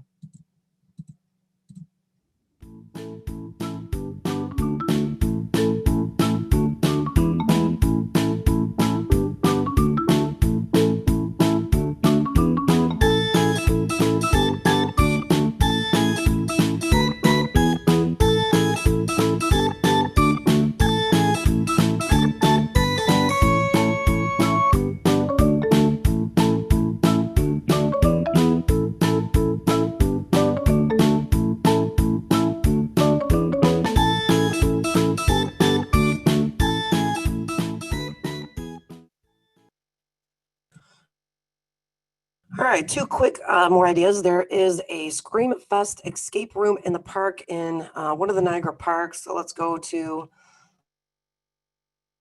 that real fast. Niagara Screams, the return of Nurse Betty, Niagara Shores Campground and Conference Center. It's in Appleton, New York. If you guys have ever been there, really pretty up that way. Basically, it's $30. They are offering this. I forgot where the dates are on October 30th and the 31st. So 7-11 o'clock, and is an extreme scream event where you and your friend must try and survive the terror of Nurse Betty and friends while trying to complete 4 different escape room challenges. Niagara Shores Campground has turned from family friendly to total terror. Can you survive? Discount tickets available for parties of 6 or more, and times are available based on their availability. So go to their website and tune in. And then my last little fun stuff to do, sponsored by the Cheektowaga Chamber of Commerce. It's the Cheektowaga Fall Outdoor Market. It runs currently until November 23rd. And basically, it's just a new outdoor market at the Galleria Mall, local vendors. It's sponsored by Catholic Health. It goes from 2 to 6 p.m. at the Galleria Mall. It's off the Galleria Drive. Look at that parking lot. Safety protocols are put into place for attendees and vendors. So typical things, mask wearing, social distancing, things like that. But they have everybody, vendors ranging from food to crafts to, Resurrection Life Food Pantry. So take a look and participate. It's good to show your support in our local community. Next up, our very last segment, spiritual health from our MD, Amy DePasqua. Hi everybody.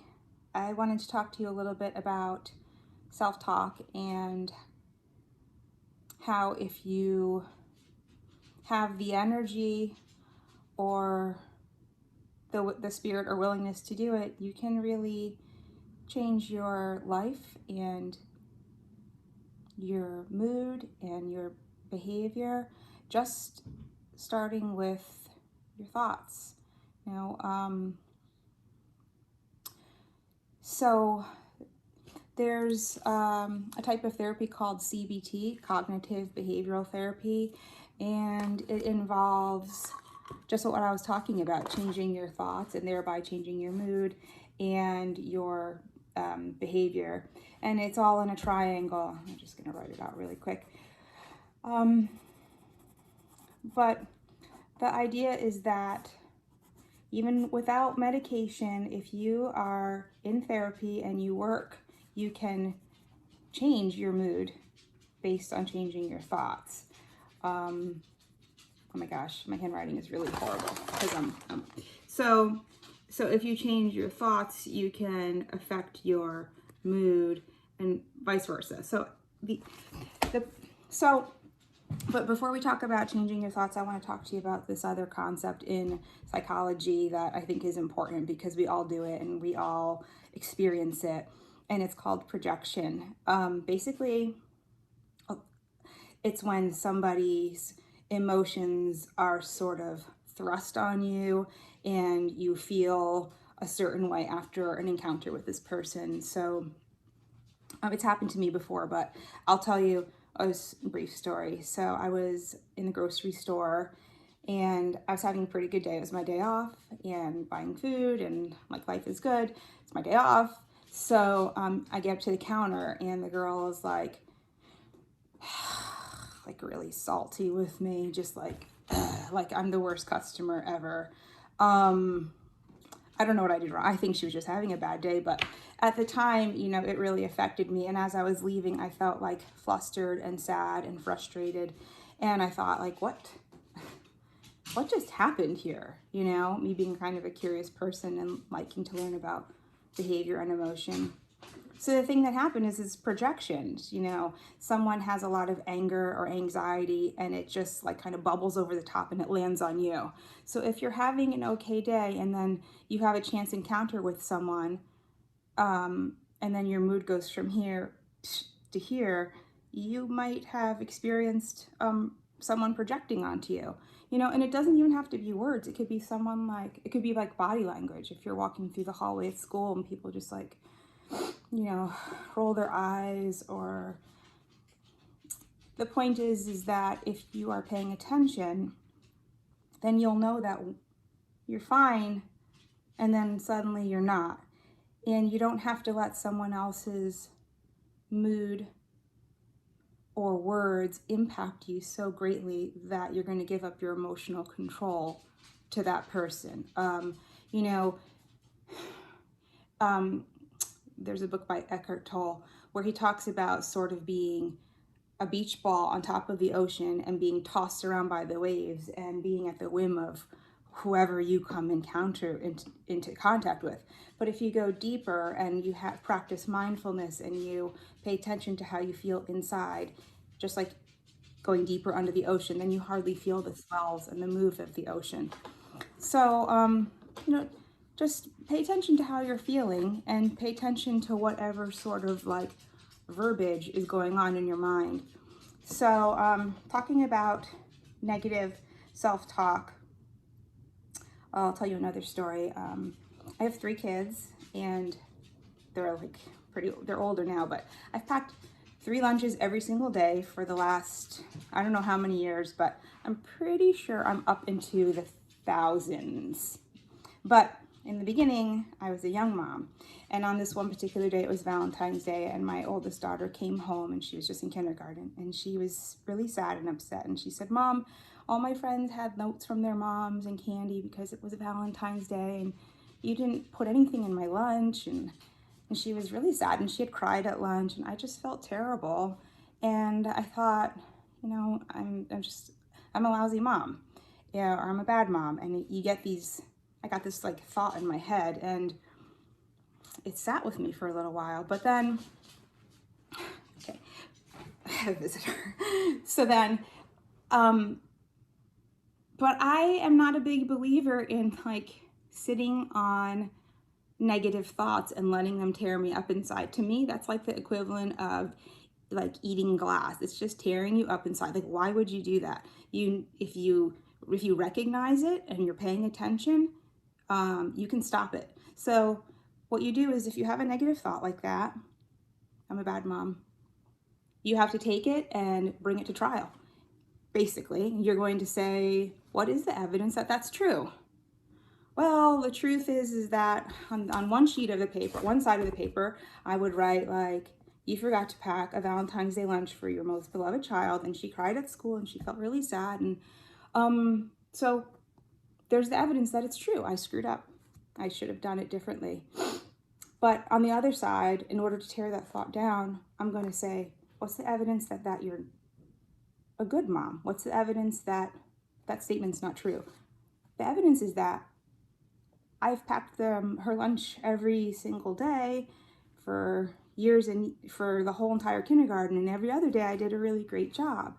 And I always bring them to their doctor's appointments and I read to them at night. And there's a lot of things that I do that would put me into someone would regard as being a good mom. So normally I do a great lunch. Normally I pack love notes in their lunch, and so that the evidence is greater that I'm not a bad mom. So if you have a negative thought, you need to bring it to trial or like be a policeman for your own thoughts so that they don't like pick up momentum and you don't end up ruminating on it all night long. Because like I said, if your thoughts are like rubbish and garbage, then it's going to drive your mood down. And then when your mood is low, it's going to affect your behavior. That's what my chicken scratch says, in case you didn't know. It's going to affect your behavior, and then you're not going to want to like exercise or play with your friends. So pay attention to what you're thinking, and you have control of that. I think of it as like your brain has like lots of thoughts. It's like the programming on the TV. If you were watching something right now, instead of watching this recording, you would say like, okay, this is a good show, I like it. But if a commercial came on, you would change the channel because you don't want to watch a stupid commercial about like whatever. By the way, if you don't know what a commercial is, ask your parents. I know nowadays usually we're just on Netflix and there's no commercials. But so a commercial is something that pops on, you don't want to watch it. You would change the channel. You have a clicker, you have a remote. Well, in the same regard, we are in control of our own thoughts.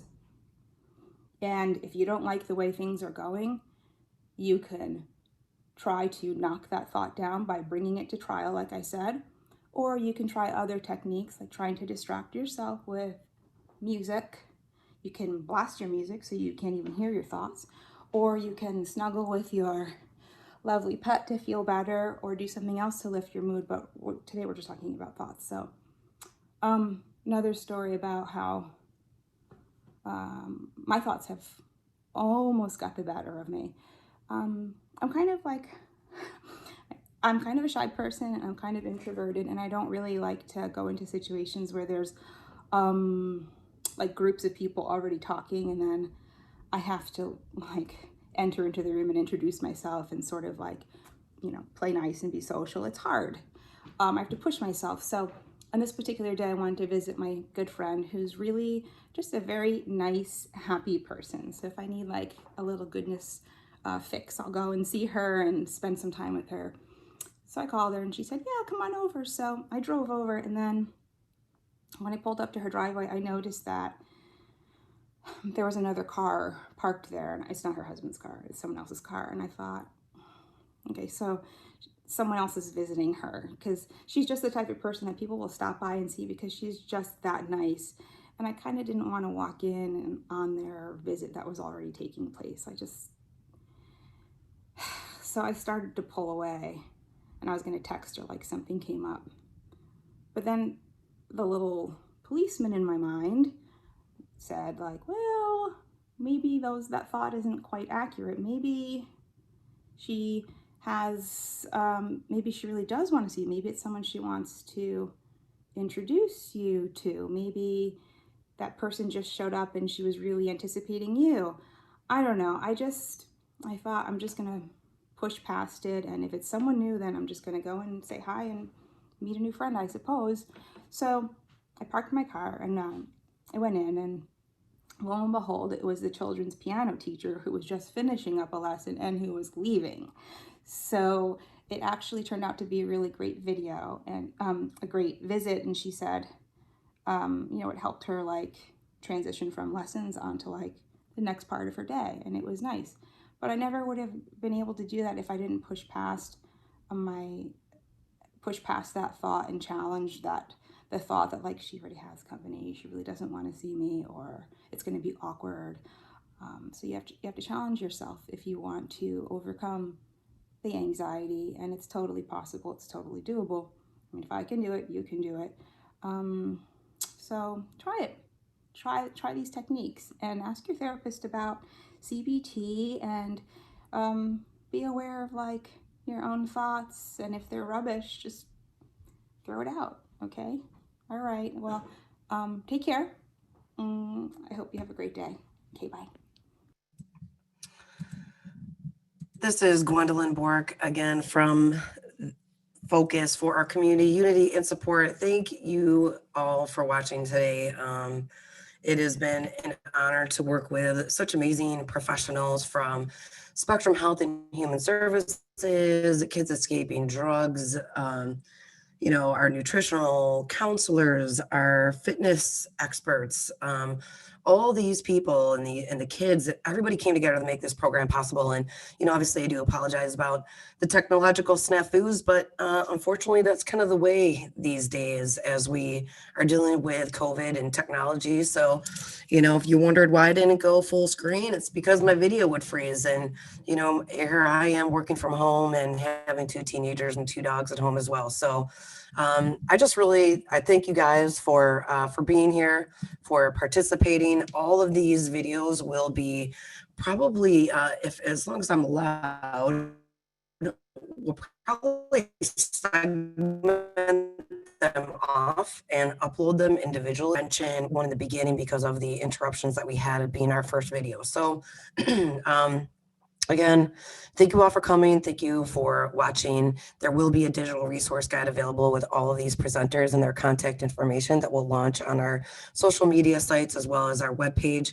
And then we will also be distributing a printable version of these resources, including more local resources ranging from the Erie County Department of Health, crisis services, the food pantries, and other ways to access things that you may need. So stay tuned for that. If you are interested in those printed resource guides, let us know, and we will drop them off either at your office or your home, and you can distribute to your centers of influence. So excuse me. Thank you guys for watching. Again, this is Gwendolyn, president of Focus for our community, unity and support.